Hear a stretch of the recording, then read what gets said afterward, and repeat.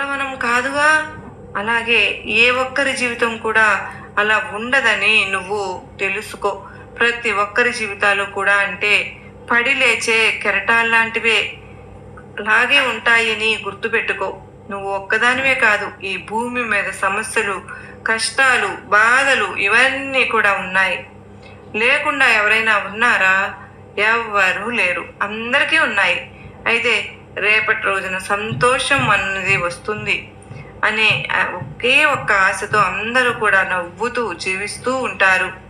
ఇది నువ్వు తప్పకుండా అలవాటు చేసుకోవాలి. మరి ఇదే జీవితం.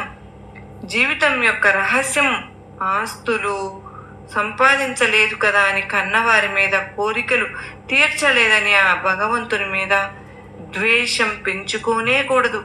కనుక బిడ్డ, పెంచడం వరకేనమ్మా కన్నవారి బాధ్యత, కాపాడడం వరకేనమ్మా భగవంతుడు బాధ్యత. సంపాదించడం, సాధించడం ఇవన్నీ కూడా నీ ప్రయత్నం మీదే ఆధారపడి ఉంటాయని నువ్వు గుర్తుంచుకో. చూడమ్మా, కష్టపడితే తప్పకుండా నీకు మంచి ప్రతిఫలం అనేది ఇస్తాను నేను. గౌరవము మోసం చేసి దాంట్లో ఖచ్చితంగా పతనం అనేది